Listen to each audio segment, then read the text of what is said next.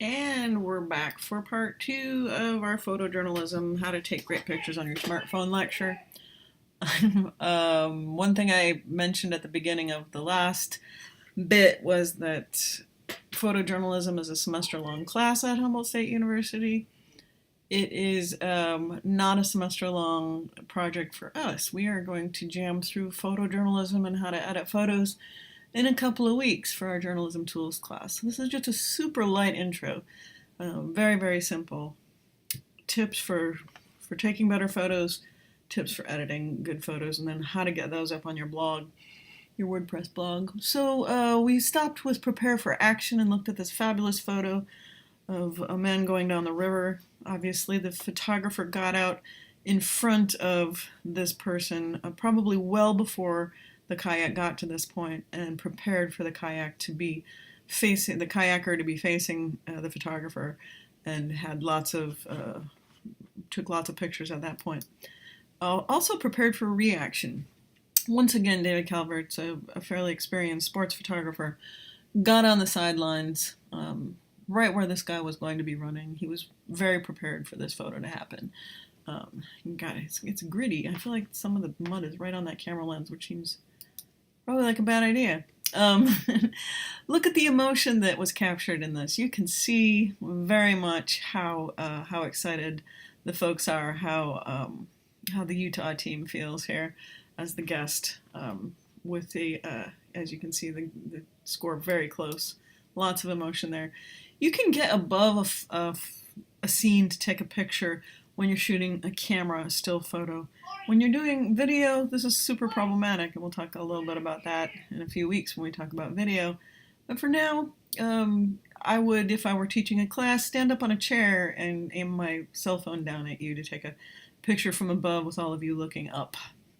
You can also get down on the ground. I have a photographer friend who feels like he hasn't done a good day's work if he doesn't have some dirt on his stomach from being down on the ground and shooting his camera up into a scene. Don't forget to zoom in on the details. I'm going to ask you for your photo project to take a close-up shot. So you will look for some small telling detail that shows people a little bit about the scene that you're shooting. You want to take those medium shots to tell the story, and those big, far away establishing shots to show the general scene. But you also want to zoom in real close. Take your phone and get very close to some interesting, cool detail. Explore repetition. Here you see some stakes out in a big field of yellow flowers, and the stakes are repeating themselves. They almost look like gravestones, but they're actually wires, probably for growing hops. That would be my guess. I actually don't know what this is a photo of. You can see the beauty, though, in the repetition. You will, as you get out into the world, see this in nature. You might see it in a cultural, environmental scene as well. Consider the framing of your photo, how you hold your lens, what kinds of things can visually frame a subject matter. And here's an actual literal frame. This is Burning Man. Once again, David Calvert took this picture. Set up on the playa, or the desert out at Burning Man, was a giant frame that looked like National Geographic, and people put themselves in it and took their picture as if they were on the cover of National Playa Graphic. And so he took that as a frame. But a frame doesn't have to be a literal frame. Trees or bits of nature. In Trinidad, there's a tunnel on Trinidad Head where the bushes come right over the trail. I've seen lots of people take pictures of themselves or others in that little frame. Here's a Lake Tahoe picture of my two daughters framed between these two trees. And here's an architectural frame. I'm shooting through the frame of a window, so you get some of the interior of a home, and then the exterior and the redwood trees, etc. Here's the rule of thirds as a composition rule that you've probably heard of. And this isn't the best, absolute best shot, but I saw this one and it sort of spoke to the idea of the rule of thirds. This is a picture of my friend up in the Dawson Prairie, and this is the Dawson Barn. This is if you drive toward Orick, you turn on Bald Hills Road and drive up, up, up, and you will get to the trailhead for this particular hike. This is a super cool little barn, and I shot a picture of my friend looking very small next to it. When you think the rule of thirds, basically the idea is that the most boring place in a photograph is the very middle block, the place where you put an X when you're playing, and you're the first player. You should break your canvas up into a top third, a lower third, and a middle third, and then the same from right to left, and left to right.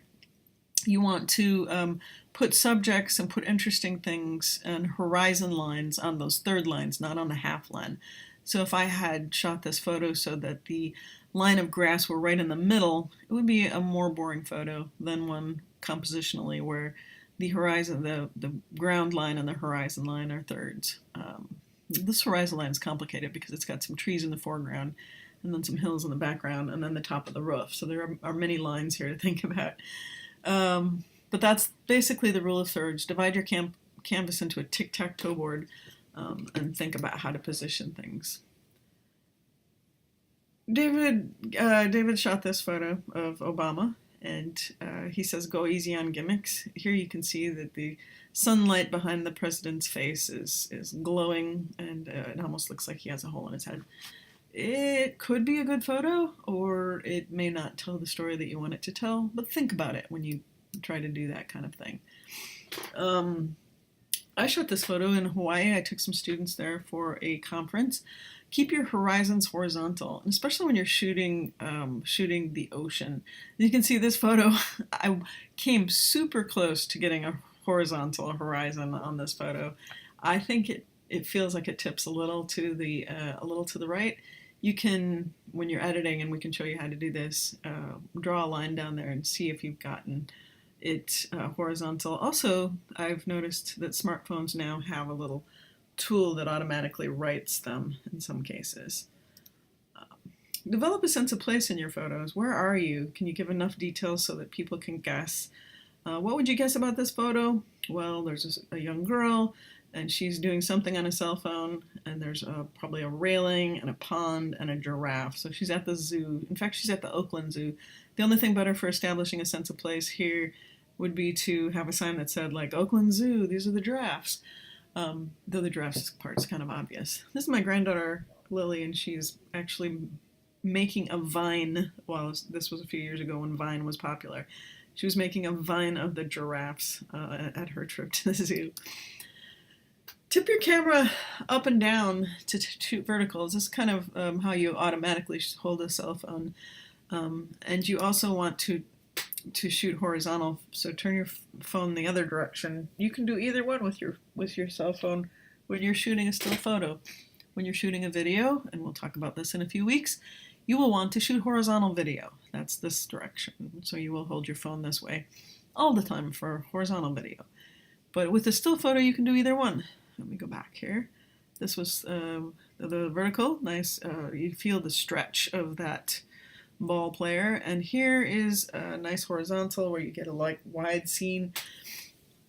This is a David Calvert shot. Turn around is a great advice for people. Sometimes you're so busy shooting a parade or an event that's in front of you, and there's interesting things happening on the side of you and behind you. So just turn around and consider taking a photo that direction too.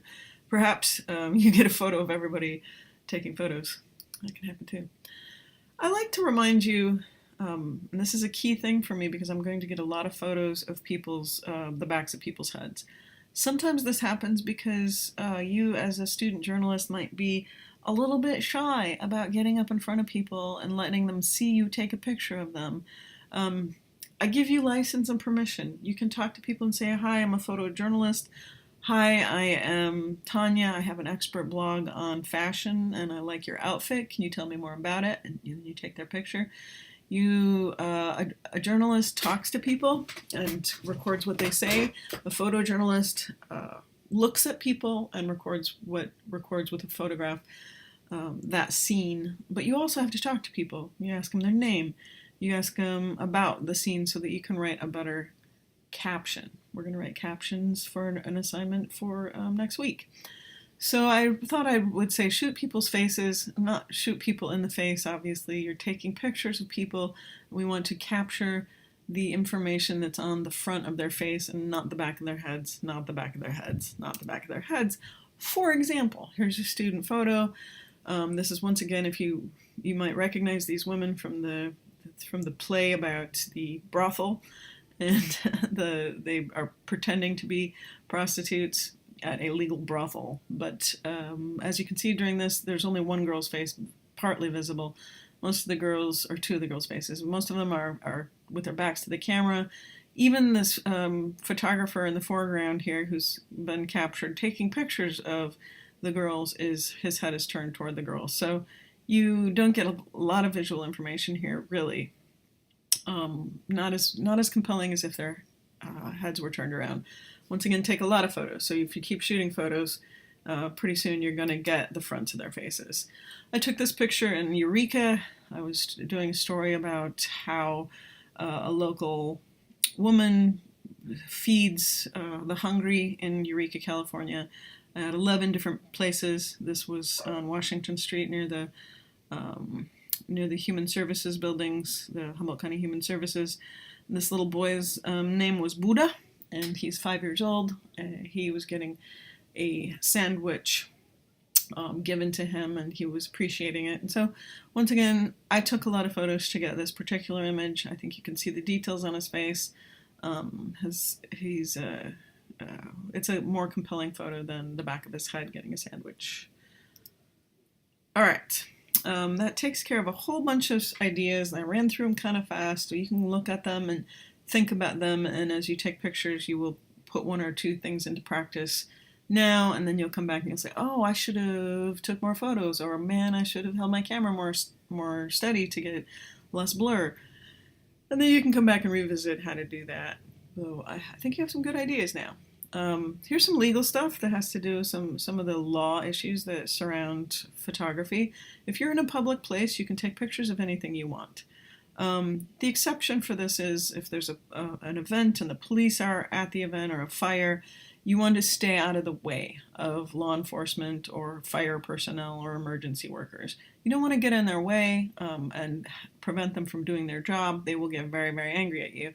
But otherwise, if something is going down in a public place, if there's a drug bust down on the Arcata Plaza and you start taking pictures of it, you can do that and no one can tell you you can't. If you're on public property, you can take pictures of private property. You just can't go on the private property, so you have to stay off. I was watching The Sopranos the other night, and there was the news media was all trying to get some pictures of Tony Soprano who'd been shot, and they kicked him off of their property. They're like, get off, I told you had to stay on the sidewalk.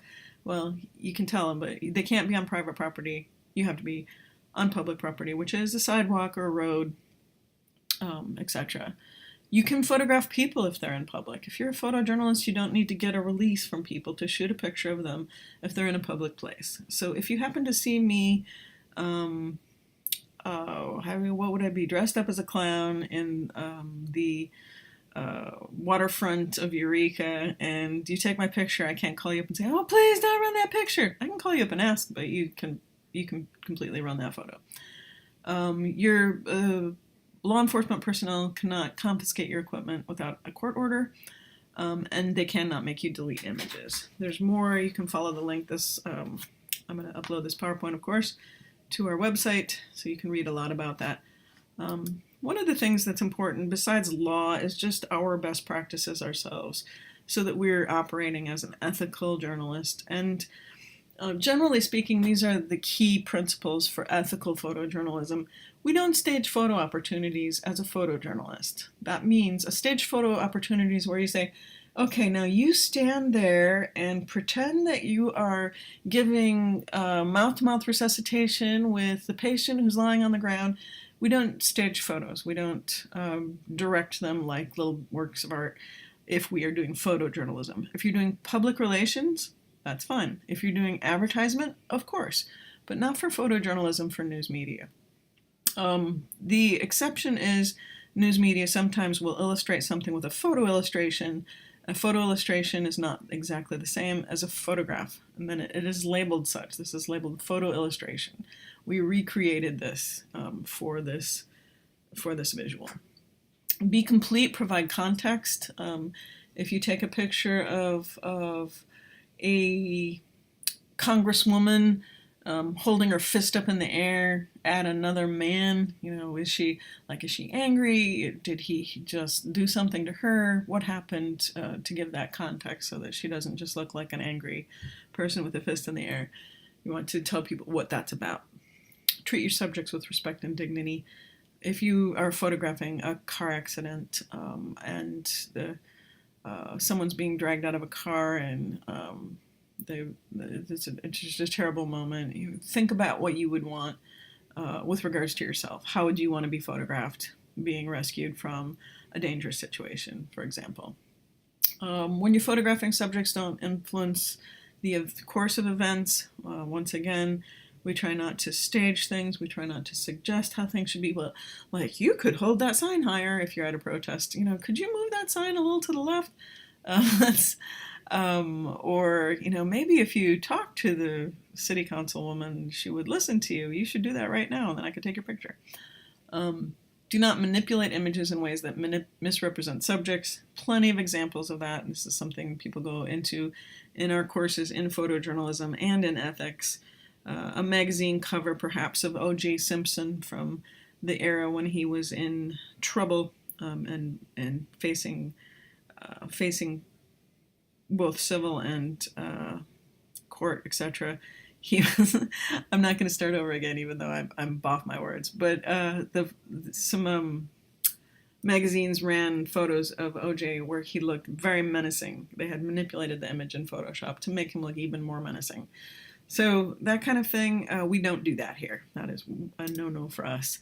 Let's look at just a couple examples here of photographs that we could critique. What's wrong with this photo? Think about it for just 2 seconds. You can say it out loud if you want. Well, it's a little blurry. So the photographer perhaps didn't hold their cameras quite still enough. But it is a low lighting situation, so the blur we can kind of understand.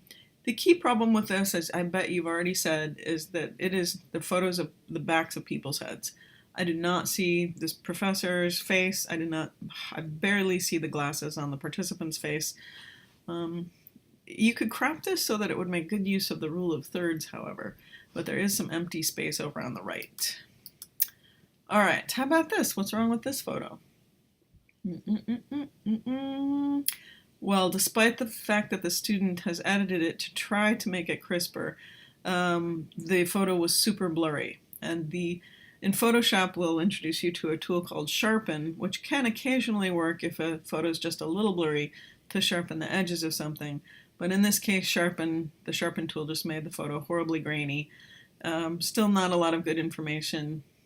You might notice that this is a dorm here in Humboldt. What about this photo? Well, lots of empty space that doesn't need to be in. It is blurry. We have the backs of people's heads. Not a lot of useful information in this photo in the West Gym. So a West Gym is a hard place to take a photo, but think about the aesthetics of it and try to frame your picture accordingly. That is what I have for you for photojournalism, and I hope that you can find some fabulous photos to take yourselves and practice. Take lots of photos. What makes a good picture? Well, it's your camera, the technical quality of it, the aesthetic value of it, and the storytelling part of the photo. I thank you for your time.